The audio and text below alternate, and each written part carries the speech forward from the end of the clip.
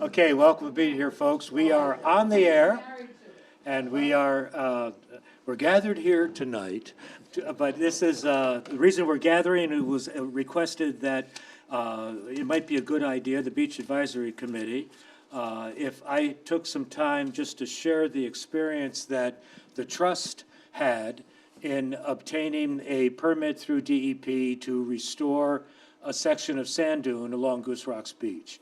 Our hope is that this will provide some insight to what is required to get the permits to do the work, and some idea of what the results might look like. So let's just hop right in for the first slide, if you would. I can just look at this with you. We can go ahead to the next page, if you would. So then, again, what we'll do is look a little bit, just to give you some slides to show you what occurred at the beach, at the dunes, what it looked like before and after. And then we'll do a discussion on what KCT's process was in obtaining the permit. And again, one thing I do want to stress is this work was done by KTC, although I'm privileged to sit on the select board.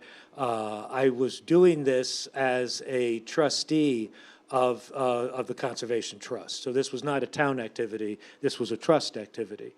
And do note, well, that's, I just said it. And the other piece, though, is I am definitely not an authority on this process. Good learning process, though. Yeah, but please don't ask me any questions outside of exactly 16A, and even those I'm going to hedge on.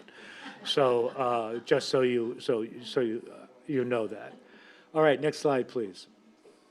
So this is the area we worked at, and you can see there. So this is Broadway, and we're down to Edgewood.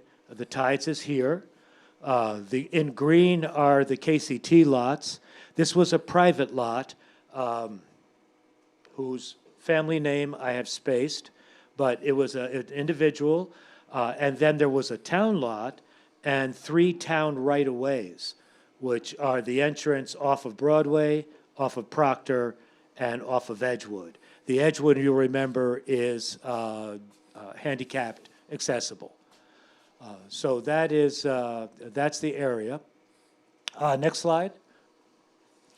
So what these are, I have been for several years flying. I got a drone as part of a contract one time, and I really got into it. These are incredible devices. And so I got into flying. I guess I started in 22, and the thought was, well, gosh, if we ever really need to do a dune restoration, wouldn't it be nice to have before and afters?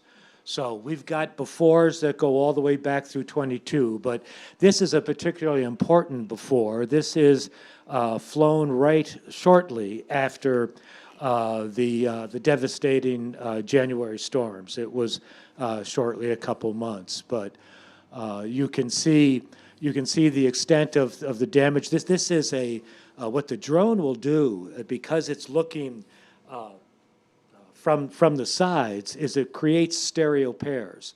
And from those stereo pairs, you submit this up to a software program, you push a button, you come back a half hour later, and it makes you a digital elevation model.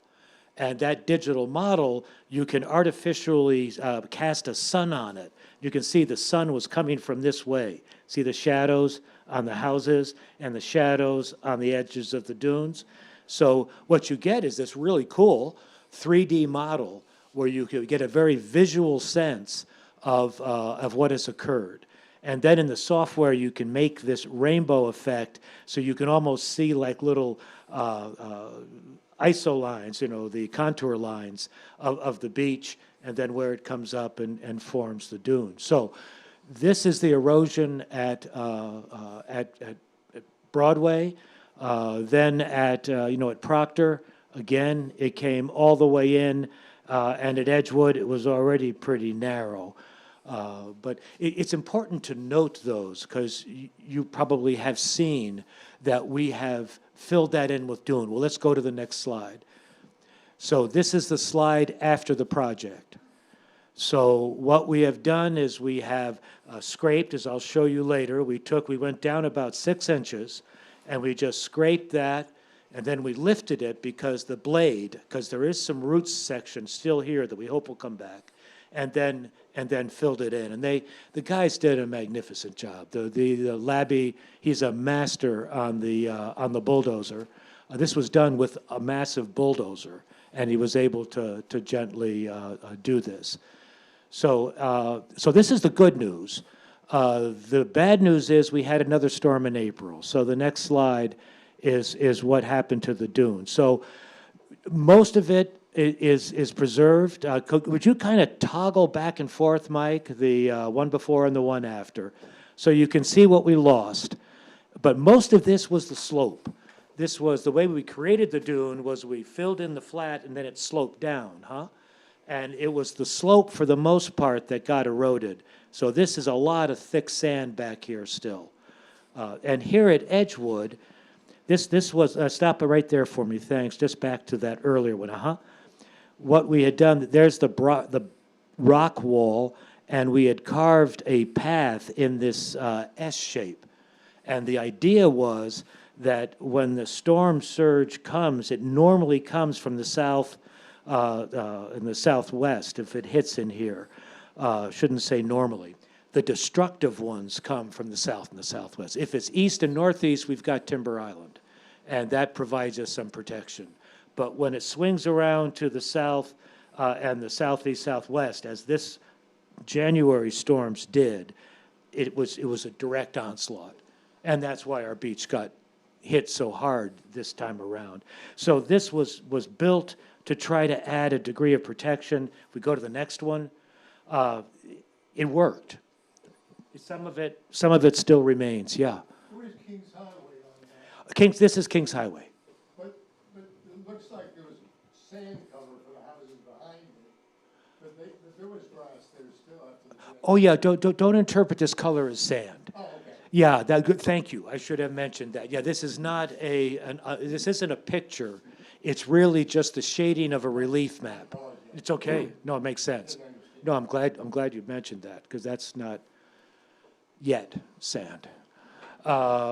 So, any other questions on what we did? So this is what it looks like today, except today you would see a whole bunch of little bristly stuff over here. The folks, the committee did an amazing job, and I applaud what was done. 11,000 plugs were put on this dune. If you haven't been down there in the last couple of weeks, go down and look at it. It's an amazing site. Just an incredible amount of work. And bring some water and water them. Yeah, and anything you see, pour a little water on it. Now, what's the expectation of regrowth on those? A year, 2 years? Well, it's not going to fill in this year. No. We don't know the percentage that will live. If we have a high percentage that will live, they'll thrive, and you'll see green grass, and then, later in the summer, they start to spread their roots. And So we may see something in the end of summer. yeah. Well, you should see it, hopefully Hopefully beginning you'll of see it. summer, you'll see it Right. turn green. Across the street from us. Yeah, Right. You'll see some green, God willing. I mean, rain willing. And we'll announce during the regular meeting that the fire chief, the town has agreed to at least make an attempt at watering it. So we're going to we hope to have the truck down there on Thursday, but it depends on, just pencil in that date if you're interested.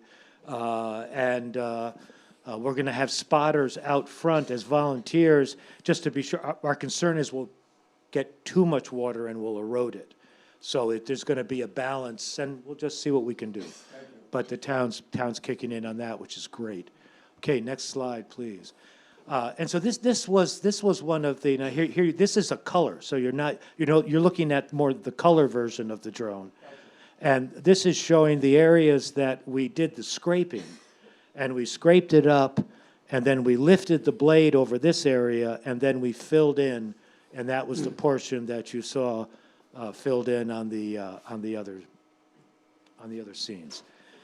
So, I would just add the state's recommendation that we work with Maine Geological Survey on this, and their recommendation, both for this project and the whole beach, is the fewer the entrances you have, the better. If you can do something with your neighbor, like if you both got washed out and you could do with one path, that would be much better than having two independent paths. The worst damage was where there were paths to the street. That's where it just opens up and it acts as a funnel and the water rushes through. Raising the grade, in that last picture we saw, the dunes performed as expected. That is, they didn't get wiped out. They were high enough, and it was a solid wall, as opposed to 60 feet, then a big opening, 100 feet, another big opening. So their recommendation was, you want to talk about that later? go ahead. No. Their recommendation was, fill in the dunes, and we've been saying this for a number of years, fill in the dunes and walk over the dunes somehow. This is the EPA, No, this is Maine Geological Survey.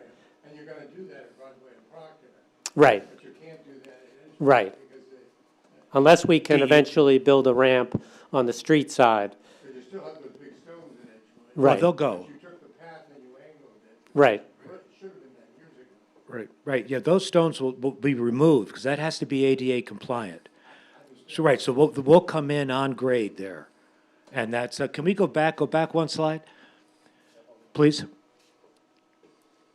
So what will occur, so this little wall of stone right there will be removed, and some sand is gonna have to be dug out and spread around lightly, but that'll be on grade. But as Paul was saying, what will occur here and at Broadway here is that there will be a ramp that will allow you to get up if you had a stroller or something that you wanted to have with kids to get up. And then there'll be a mat that will go on top of the dune and then drop down to the beach. So it will be, again, the intent is to not have, if you go back 2 slides for me, please, not have these cuts that then create these large erosion channels. Now, then, planning any replanting at Edgewood, because when the storm in the 13th came, 2 people hip to hip to get through the town.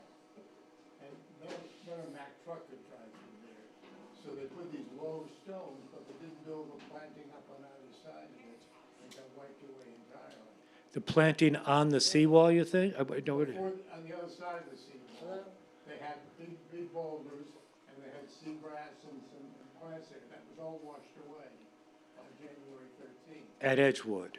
at Edgewood. Yeah, well, I don't know. I can't answer that specifically. Okay, thanks. Let's go ahead then, Mike. And next slide, please. So what's the process? What DEP asks is that before you do any work on the beach, you get a permit, and you also fix the table. Hold on a second. Whoa, It's a hazard for, bottled water. So the permit process, like any permit process, is a bit of a pain. But the permit that this falls under for sand dune restoration, for beach replenishment, or to create a structure on the beach, maybe a lifeguard station, I don't know, a like a permanent platform. structure, platform or something. Stairs down. Yeah. Then you need a permit, and that permit falls under the permit by rule stature, which is the Chapter 305 of the Natural Resource Protection. These are all the different permits that you can get, and the one we need is this guy right here, 16A. I recommend this document for anybody who suffers from insomnia. It's a good one. But fortunately, when you get to that 16A, the next slide, please, there is really a rather excellent step-by-step process that walks you through the submission of a 16A document. By the way, I'll have links for you for all these things so you can get to them. So the next slide, please. So it brings you, it tells you each of the steps you need to follow. You determine which one you want. That's our 16A. You find it in the full standards. That brings you down to this document. And then these are the links for 3 additional documents you need to submit. There's the permit by rule notification, the Maine Department of Maine Resources timing form, and the Inland Fisheries and Wildlife. And we'll mention a little bit about each of these. And then there's this little guy here that says other forms. And this threw me at first. Because indeed, you have everything you need here except for the next slide, is this form. It's all there except for the Maine Geological Survey application form. And the kicker is you got to fill that one out first before you can get to do these, which is maybe why it's not on the list. But it has assumed maybe you've already done it. So let's take a look at what's involved with those forms. First of all, we are in the process, I just checked before I came, and it's not up yet, but it will be shortly, that on our Goose Rock Beach Advisory Committee page on our town website, there will be a link that it will go to a summary of this presentation, which will give you all of the links and the slides that are to follow in terms of the process. Yeah. This may be a stupid question, but can anybody apply for these, or do you have to own the part of the dune that's in front of your house? Well, if you don't own it, then you need the permission of people that do. They either the trust or the town or whatever. Whomever owns. So if, for instance, in our case, I submitted it on behalf of the trust, or the trust submitted the form, but we needed a letter of approval from the Roberts family, who owned that one lot, and from the town, who owned the other lot, and the right-of-ways. So they do want to be sure that you have permission from the landowner, but that's it. Anybody can create it.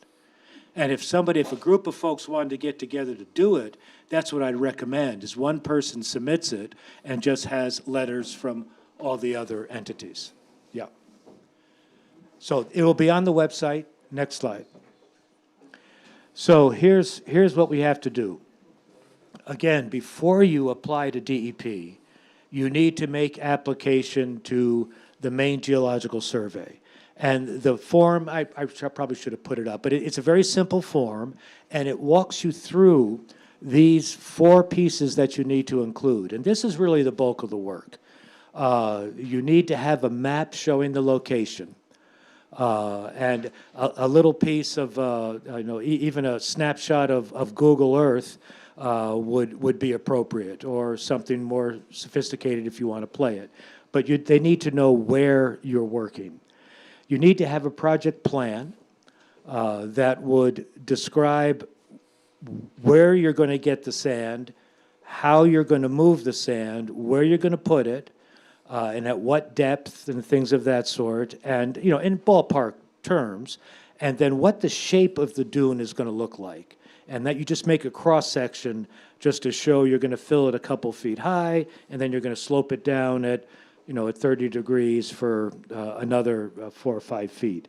And then that's it. And you can't go higher than it was before. You're basically fitting it into what, is abutting. You can't say, oh, I want a 10-foot. You can't, but it was interesting, Paul, and I always thought that was the case, but actually you can go higher with the sand. You can go higher. What they don't want you to do is to cover up existing dune. Yeah. No, we didn't go a lot higher. A few places, maybe a couple inches higher. Oh, really? And that's okay, because the existing grass will come through 4 inches. So you could put 4 inches of sand over existing. Caterpillar, whatever it was, very huge compared to what was there after the storm. There may have been some mounds piled up, but that's not what ended up on the dune. Yeah, I meant Yeah. from what was there last year. Yeah, okay.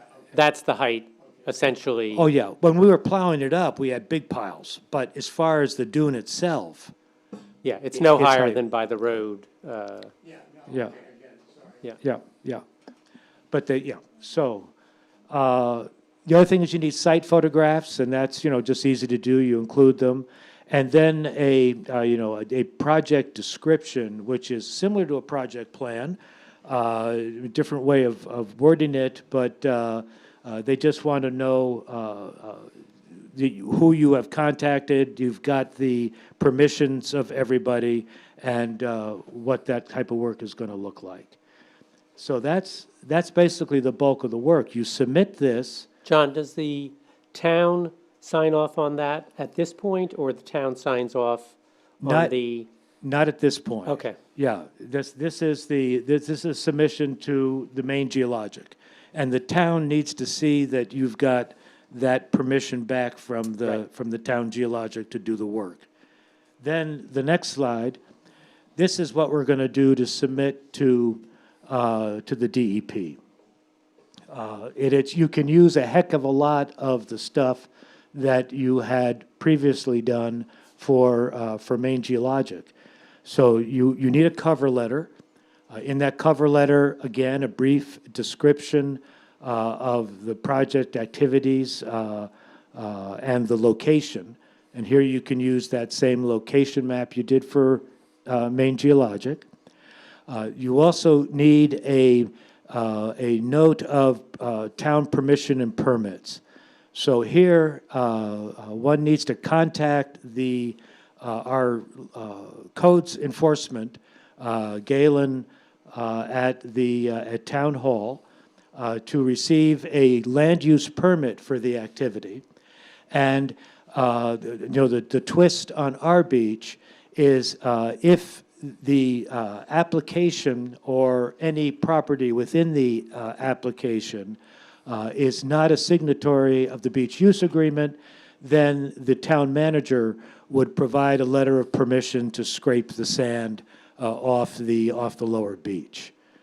So those are the two pieces that are required from the town. One is the land use permit, and the other for non-BUA signatories, a letter of permission, and that's pro forma. Can I just say one other thing?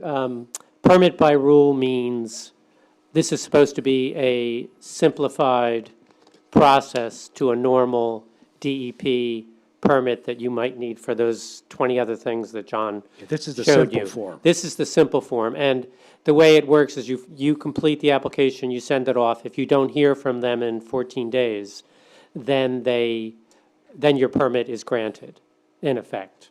A full-blown review, let's say you were wanting to put up, I don't know, a platform on, I don't know if you can do this, a platform on top of the rocks, and you wanted a stairway down, and there wasn't one before.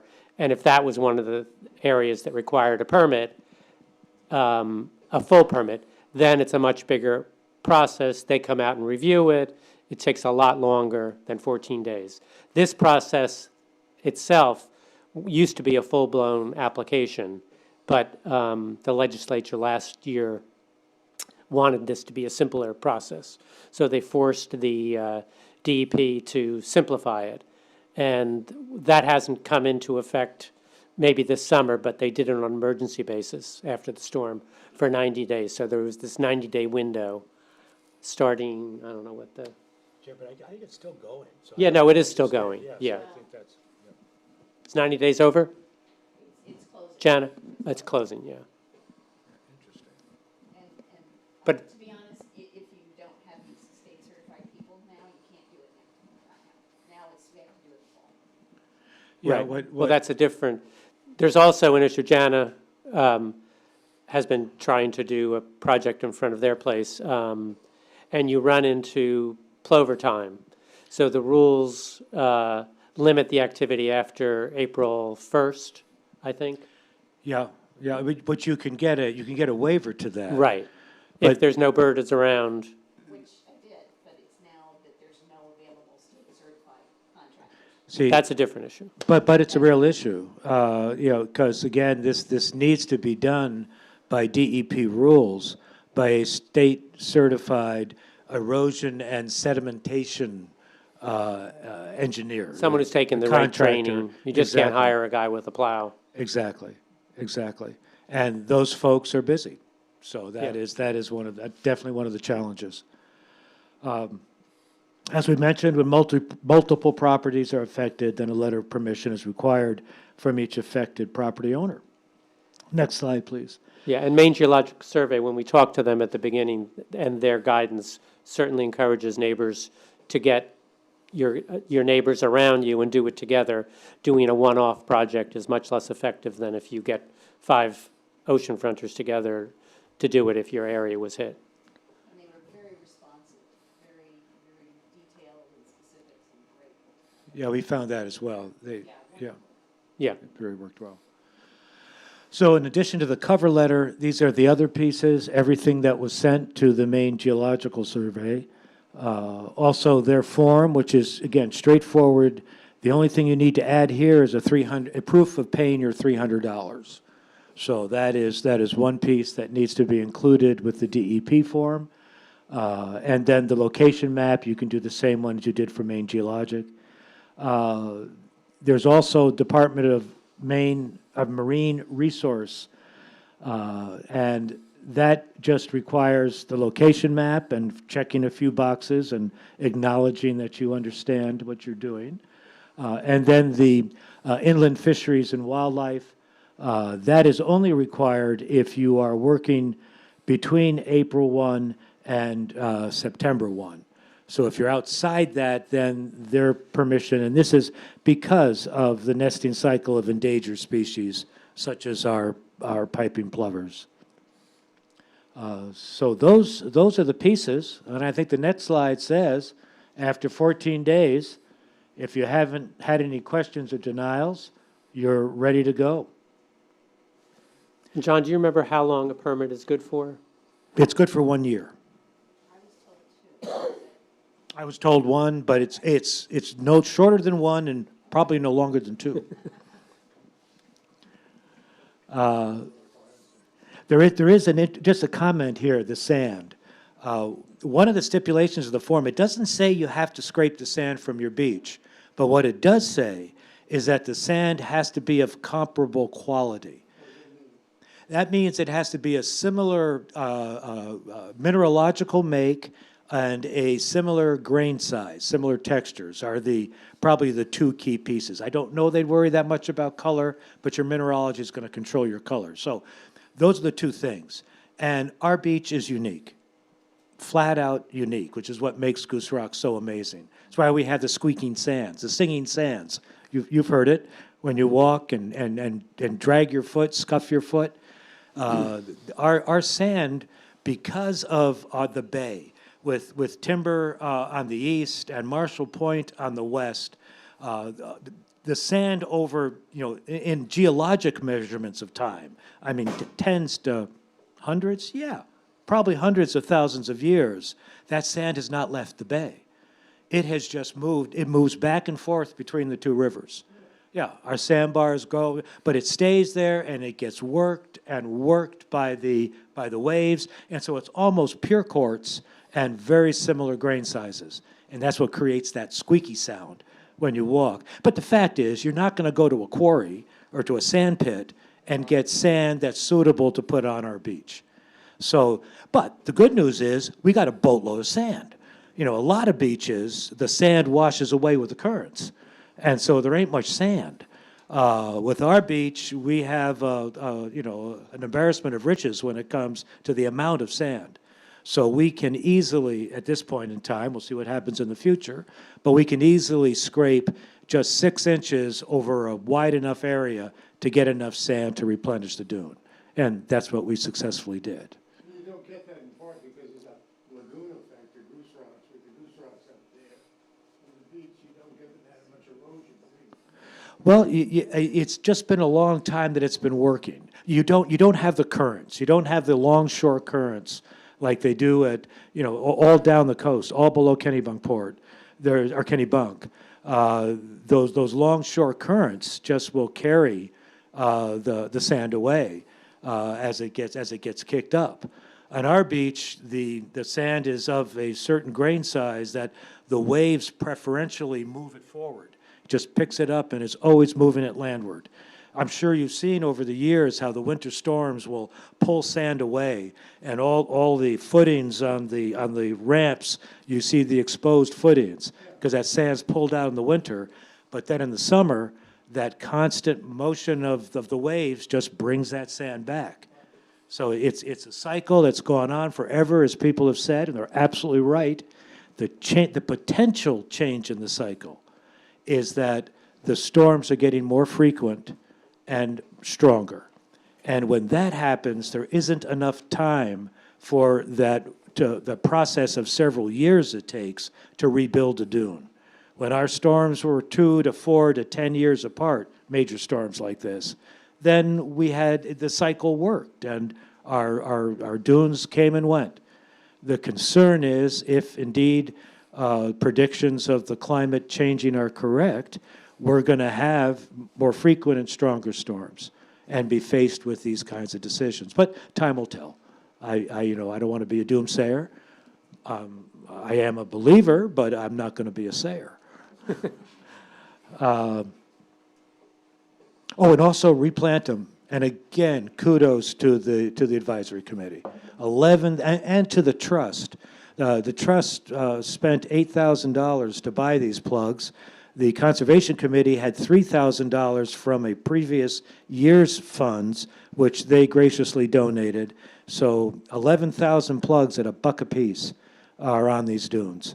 And that's just a tremendous community effort. So we could have kept this to a half hour, because that's all I've got for you. What about the sea walls, not just the dunes, but the sea walls? Is anything done about that? Yeah, there is, and this is where I put on I'm only a 16A person.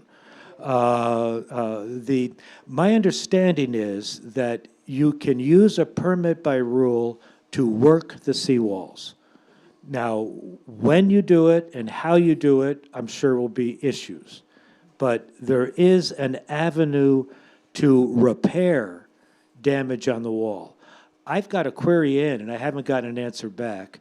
One of the devastating things that has occurred with this higher seas is folks that had gaps in the wall where they walked to the beach. For decades, that's not been a problem. It saved having to put a wood ramp and a wood path down. You could just walk off your lawn at grade and then step down some lovely rocks. Many of those homes got clobbered. Many got clobbered. And that's what I don't know is what kind of permit you need to put rock in those gaps. So it's not really a repair, it's a modification, but I gotta believe it's doable. I just haven't gotten an answer yet.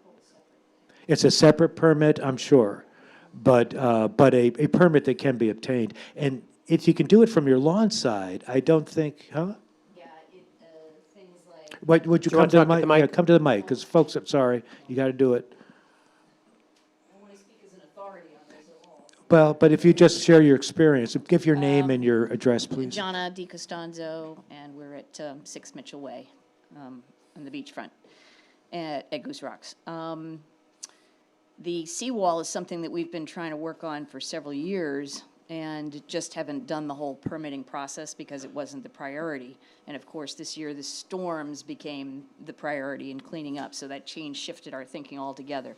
But in past experience, I've had some folks out there looking at it, looking at the seawall, and I've been told that there are things that you can do. Everything has to be permeable, obviously.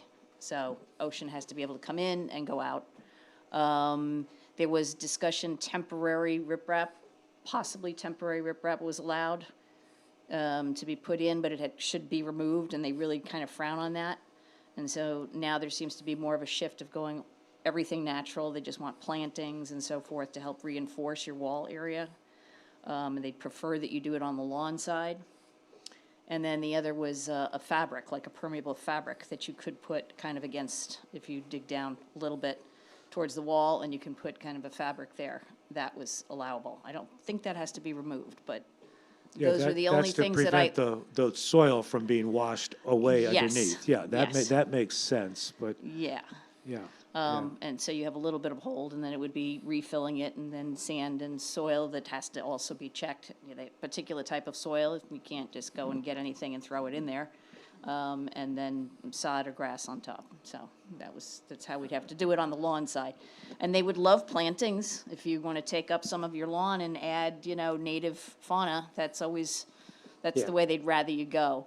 I'd like to see, to be able to put some of that stuff on the other side of the wall, on the beach side directly in front of the wall. So that's gonna be that was gonna be my next PBR. All I wanted to do was clean up first.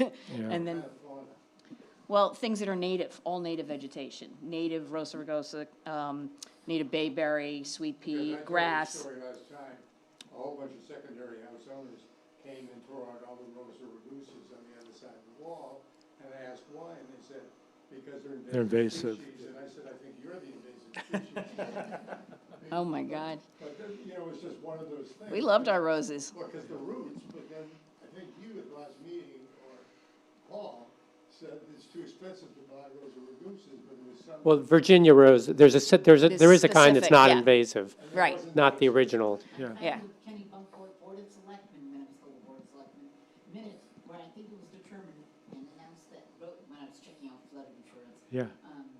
that the Rosa rugosa was determined not to be an invasive species. That's what I've heard as well. That went back and forth for a few Yeah. years. Yeah, Well, well, anybody can say it. The point Yeah, is anybody can it's- say it, just yeah. because it's in the minutes doesn't If mean, anybody wants them, I planted them in my circular driveway back up in the, behind Take it. them? They don't like it up there, so I'm planning on taking them out.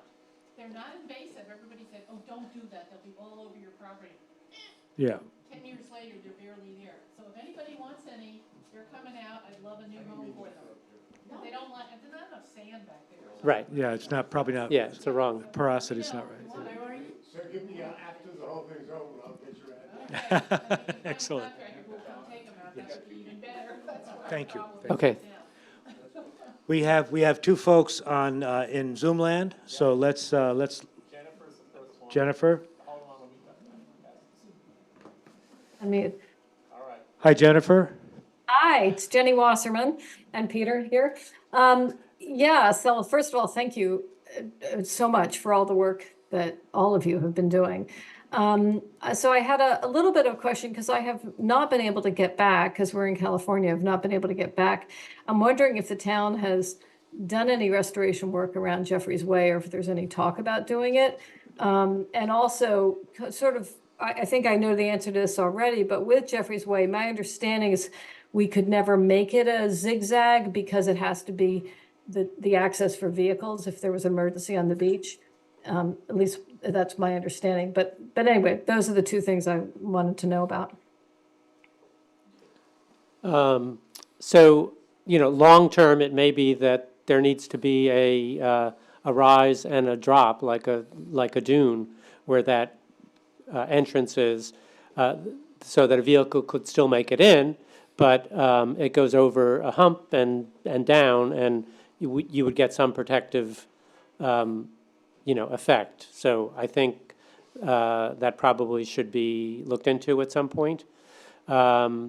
We did have a little bit of grass left over, and we did plant some on both sides of Jeffrey's, but just a small amount. It was just, we had filled up what we needed to do, and I had a few volunteers left. So, And she still has frontal dune. and she's still, yeah, you still have frontal dune, but you did get carved out very badly. Yes, I've seen photos, yes. Yeah, and next door, the Ramseys got beat up like you did. Yeah. Thanks, Jen. All right, we got Edmund Case next. Ed? Can you hear me okay? Yeah, could you state your name and address, please? My name is Ed Case, and my house is at 497 Kings Highway. And I think, a different situation. And my neighbors, the Ashleys, whose number I don't remember, but it's in low 500s, have the same issue, which is that we have a seawall. I've been at this lot since 2010, and when we bought it, the seawall probably stood about the beach was probably 3 feet below the height of the seawall. Now the sand is coming over the seawall on my property and also on the Ashley's property. I don't know if anyone else has this issue, and I've looked into it a little bit, and the regulations seem to be extremely clear that you may not add to a seawall. You can only repair, and I'm just wondering if you know anything about that. Because the sand is sort of literally sort of blowing over the top onto the lot, and I'm concerned that if and when water comes up, it will just roll right over. Yeah, I believe you are correct. Everything that I understand, and again, I'm not an authority, but Right. I believe you are correct, that you can repair, but you cannot increase the height. I believe you can increase the width, though. You can move it landward. And that would be the only hope I might give you, is to look at the possibility of creating, it may have to be a natural, one of these coconut fiber logs type thing, but I believe you can move it landward and higher, particularly if it's natural. So I don't think it's all doom and gloom, but it's real clear you just can't put granite on top of granite and raise the wall. But I believe there are some options, and I'm at least hopeful that DEP is going to come around a little bit on this. I mean, there are a lot of people in our situation, so with a little pressure on our folks, I should be a conservationist and say it should all go back to the sea, but I don't feel that way. So I'd like to have us be able to protect it for a little while longer. Thank you.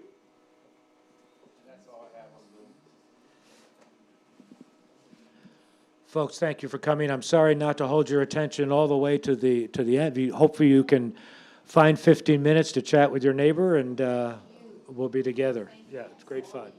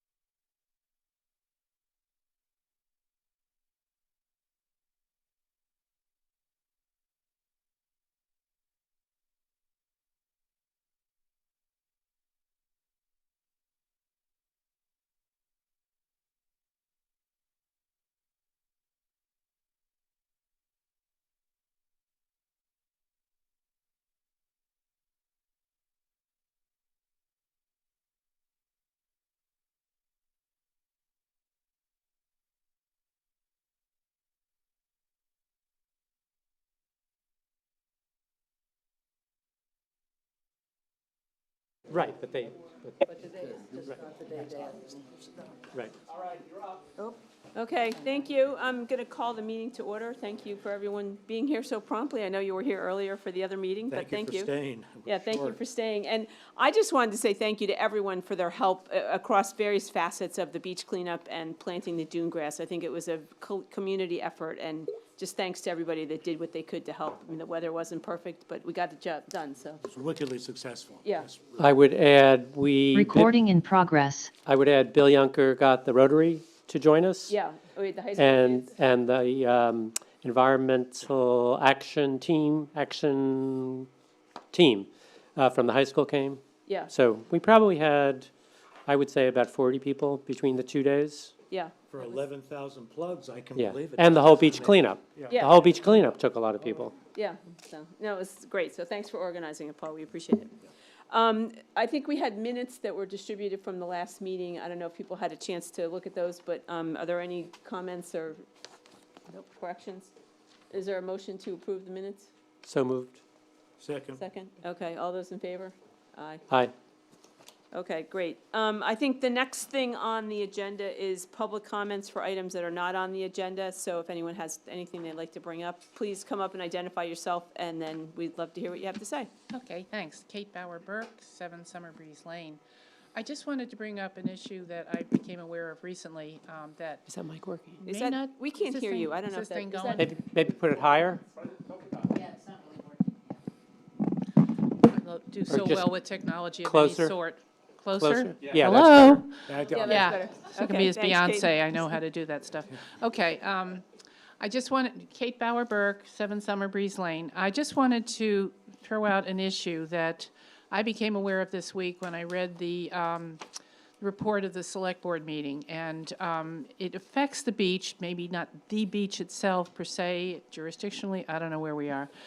But the issue of a request for a special amusement permit at Sandy Pines, which is very easily within earshot of the west end of the beach and the people that reside there.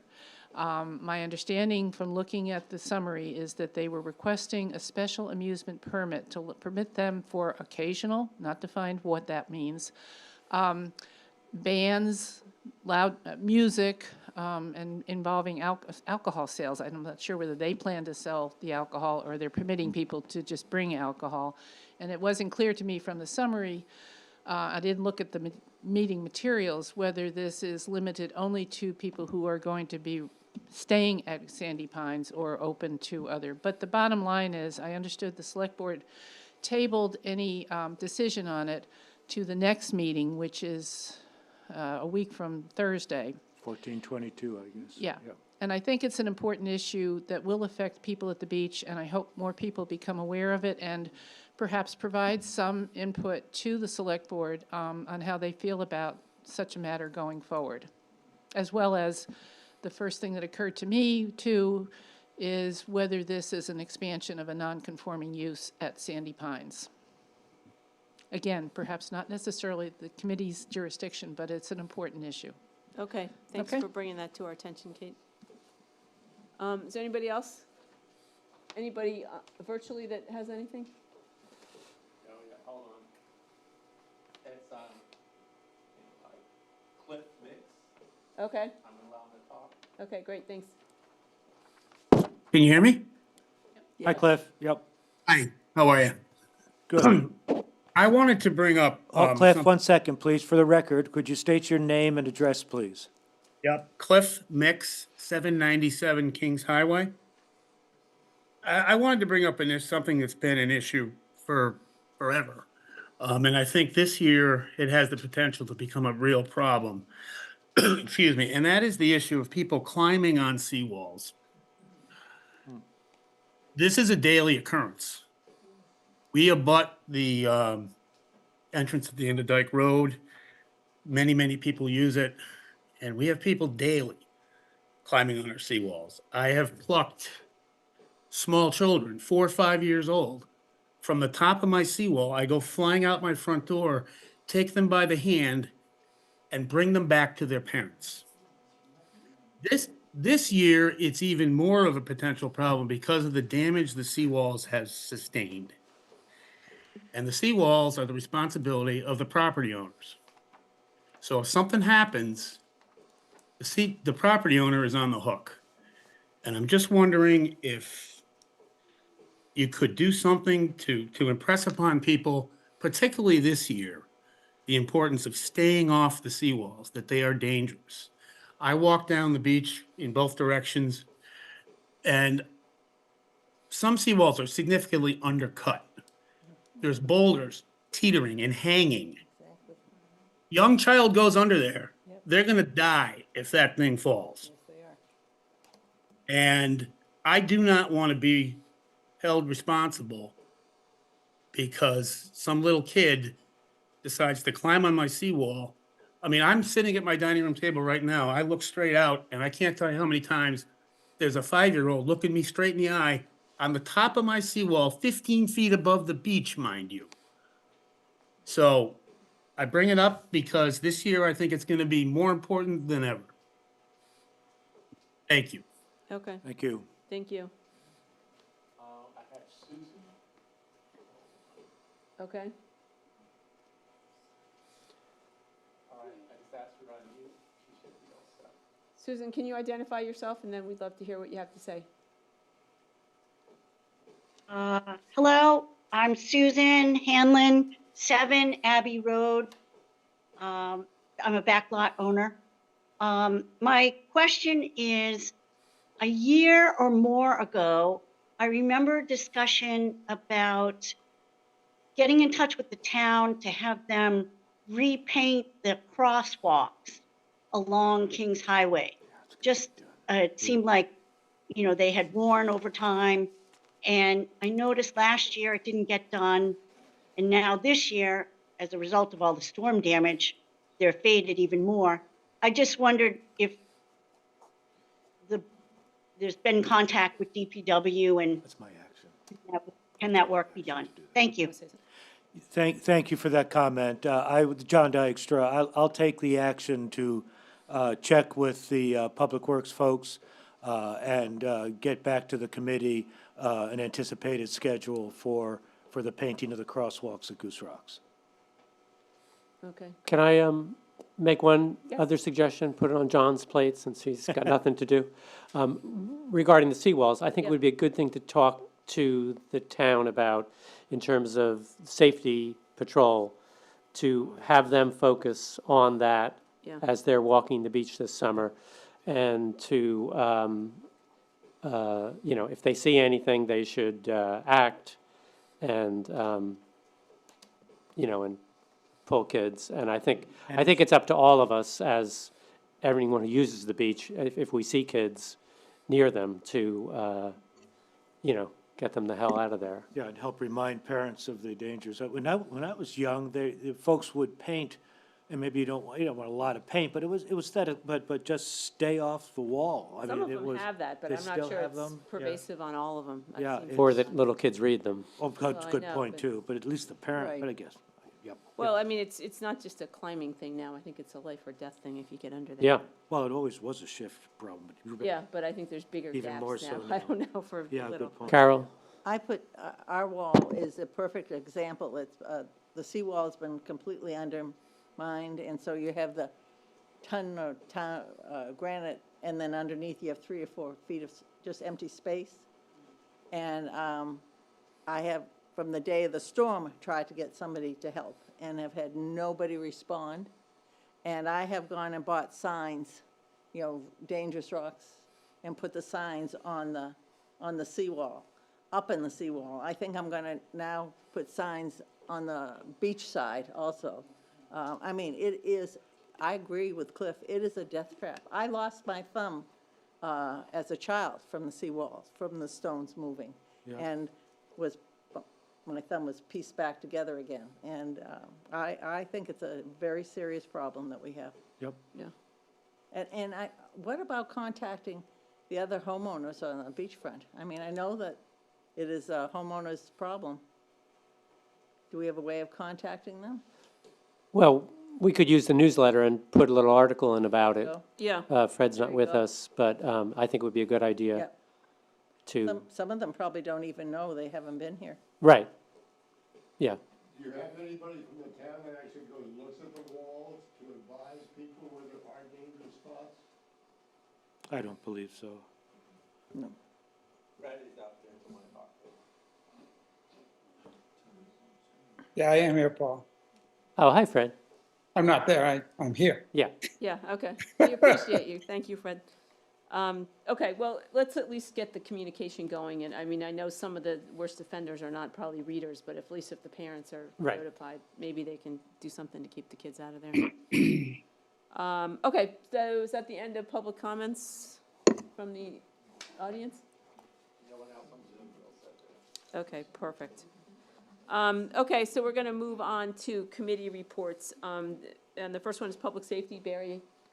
Yeah, we're working on it now that the spring is here, and we'll get together a couple of people. We'll get together a couple of people and work on that. At the same time, it came up at the last meeting, the ADA access on the beach. One person has stepped up as a volunteer. I'm looking for anybody else that's interested in that, and we can hopefully work on something in the next month to come back to the committee with a recommendation. Great. I think the town was asking for some more thoughts from the beach people. I think we have the one Edgewood entrance, but there's been some talk about whether there should be more than just one. So that's sort of the background on that one. To work on a committee really just is to advise on, the town would like to know what the, Yeah, anyone Community- interested, just send an email into the BAC and I'll get it and I'll contact you back. so, okay, perfect. Thanks a lot, Barry. Natural resources. Paul, you have the biggest committee report of all, probably. We've already given it. We're done. No, the only thing I would add is that we need to put this stake and twine out on the rest of the beach. We staked and twine the area we worked on, Yep. but we now need to stake and twine the areas we do each year. And I think the day to do that would be, we try to do it before Memorial Day. So I'm thinking the 18th of May. I haven't asked my wife what I'm doing that day, but I don't see anything right now, so, Okay, so yeah, we'll so, put that out in the newsletter, right, whatever. And we're also working on getting some more signs. I have a call into the sign company to get some more of those. Please help us. right. So it would be 9 o'clock on Saturday, the 18th. The only If thought, it's, oh, what do you just a got? thought on that is there's a public event at Parsons Field at 9 o'clock. It's the town community get-together. They all have tables and everything. So it's just a thought. It's going to take that many people to stake and twine. Right, yeah, it's All right. much smaller. And I'll if give you a it's pass. raining on the 18th, we'll do it on the 19th, Good. same time. Okay, perfect.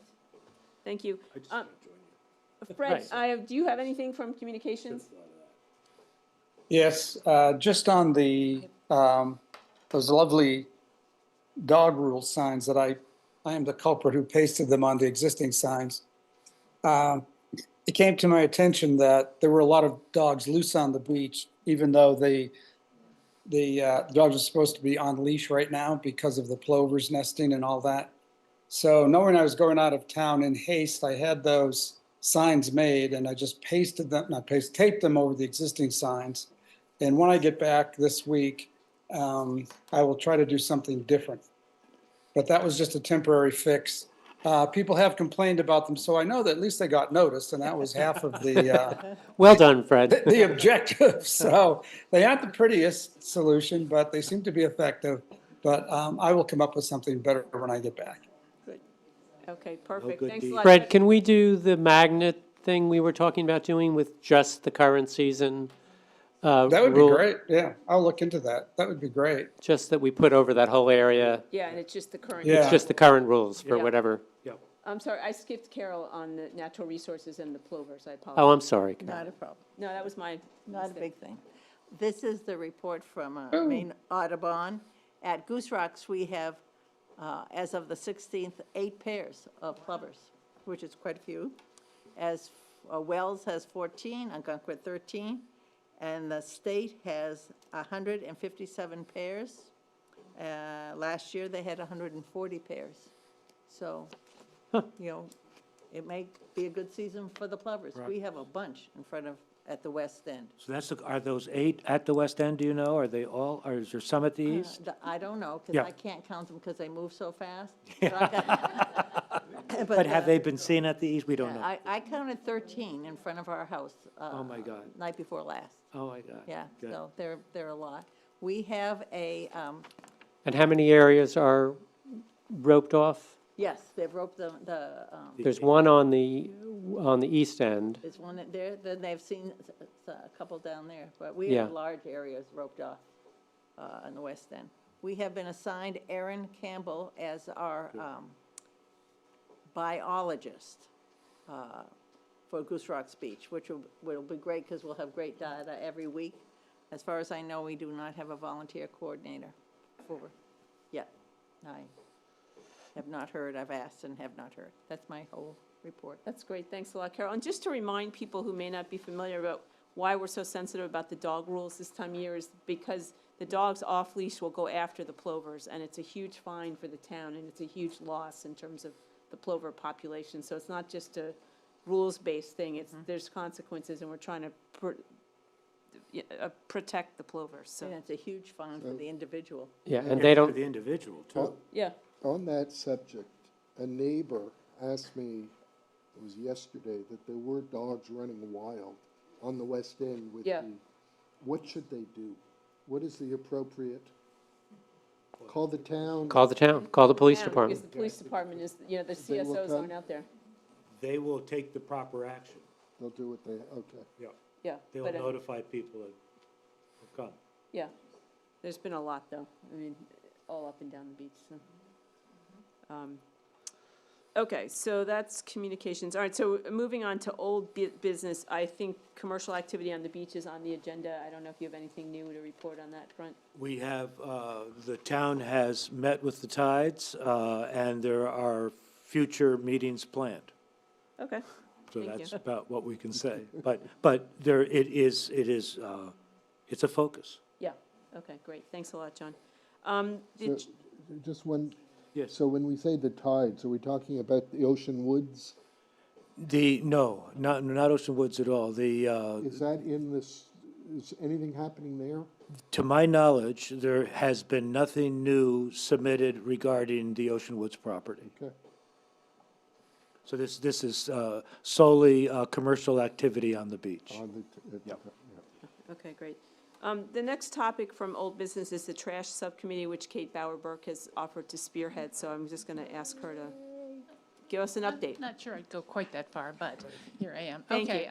I've been a little out of the loop on this, and the one thing, as I understand from the last meeting, that new information has come forward, clarifying that the trash barrels that we normally have at the beach entrances that have already been included in the budget and paid for this summer.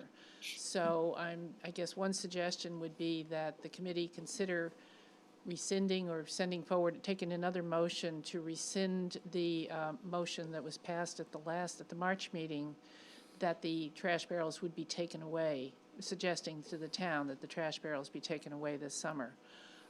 So that's one point. And I do think that, Pat and I and Heather and whoever else, I think Chaz had said he would be involved, and if Yeah. there are other people in the community who want to be involved in sort of trying to work on this issue and figure out, because we are going to face the issue for sure for next summer.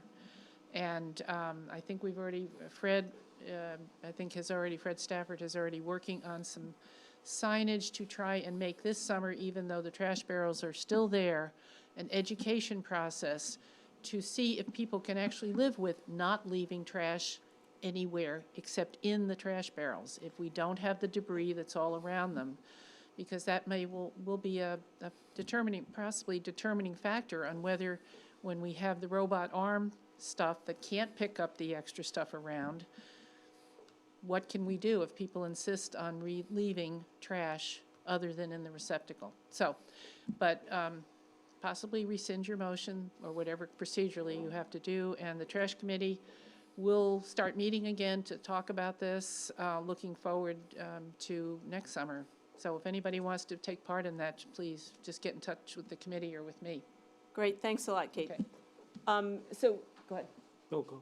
I think just from a procedural standpoint, we had voted at the last meeting to take the cans away this year. We now know that we're paying for it anyway, so I think I'd like to ask for a motion to leave them out, given the incremental information that we have, and Kate's gonna work on where we go for next year. So is there a motion from? Yeah, I think I'm the one who made the original motion, so I would like to follow up with a motion to rescind our earlier request based on the new information and maintain trash barrel presence at the beach this summer, augmented by some type of a campaign that the committee will decide to educate people on the consequences if we can't keep trash in the barrel. If we fail to only put trash in the barrel and we put it outside the barrel, it will most probably lead to not having trash barrels on the beach in the summer of '25. Okay, I second. second. Is there any discussion? Okay. All those in favor? Aye. Aye. Any opposed? Okay. Thank you, Kate, for working on Thank that. you, Kate. Okay, so the next thing that's on the agenda is, we did all the restoration on the conservation section of the beach, and there's 3 entrances that are involved there, one being Edgewood, which is the handicapped access, the other 2 being Proctor and Broadway, which are now, the dune cut is gone, so there needs to be a ramp that will go up and then a mat that'll go over so you get to the other side of the dune. Edgewood will just be a mat, but we need a motion in terms of the funding for that, and my understanding it's $13,000 is what. Correct, the and town not to would- exceed Not to exceed $13,000. $13,000, so I just would like someone to make that motion and second that so we can keep that moving along. So move. Carol said so So moved. move. Okay. I'll second. Okay, is there any discussion? Okay, all those in favor? Aye. Aye. Great. Okay, thank you. All right, you talked a little bit about the handicap access, so that's all set. I think the next thing is really just new business in terms of anything that the committee would like to have on for the next agenda or anything like that. I guess it's just following up on the point that Kate made earlier about the Sandy Pines and the noise. Okay, I think I agree with her that that's something we should be, at least understand better. that's gonna come up at the selectmen's meeting a week from Thursday, right? It is, but the time to make your voice heard is now. I think I would not wait to just the select meeting on. Okay. It is the next select meeting. I think it's a week Thursday, but I'm not positive. We're usually 2 weeks, right? We've had Right, it- and you had it last week, Yeah, so it's a week Thursday. So is there an email address, or how should people get in touch with this list? The best thing is you can contact the town manager is probably the best way to do it. There is also a select board, selectman email link on the website. Okay, perfect, so that time is of the essence on that one, I guess, is the takeaway. I just had a couple of other updates, really. The next meeting date for us is May 20th. And then for the 2 summer meetings, we typically have those at the Goose Rocks Fire Station. And I have asked Galen Wabley, who's the Director of Planning Development, to come and talk about the new flood maps at the July meeting, because I think it's a timely topic, and it's complicated to understand. I think it would be great to hear it directly from him. So he's agreed to come on July 15th. And we're still working on a topic for the August meeting, but that's kind of just general updates. And again, thanks for everyone for their support. If there's anything else that, Anyone have any suggestions for yeah, our topic? for the August, yeah. So the date is May 20th? May 20th is the next meeting, a regular meeting, and then That's we'll, where Galen will be? no, he's gonna be at July. We're gonna try and do it in the summer when there's more people here. Okay. And it'll be at the fire station, so. No, so it's July 15th is the date for that meeting. The next regular meeting will be here on May 20th, and we don't have a meeting scheduled for June. Kate, did you have something? Yeah, you were saying something about possible suggestions for August. I think July sounds like an absolutely great topic. What about trash? Yep. Good idea. I mean, we might, by then, hopefully we'll have, Good idea. and maybe have and from watching several of these meetings the last couple of summers, I think to a large extent, instead of having like an outside speaker or something, most people seem to come just because they want to talk about something or complain about something or ask about something. I think a couple of times in the past, we've had so much chat going on that we barely could get to the speakers. So I think if we can have something ready about the trash and the new rules, and we'll have had an opportunity to see how perhaps, they don't leave it outside the trash barrel and what the prognosis might look like for the following year will have happened enough by August, so. Yeah, that's great. Okay, super. Thanks a lot. Trash and local issues, it might be Yeah. enough to fill it up, but that would be good, yeah. Okay, perfect.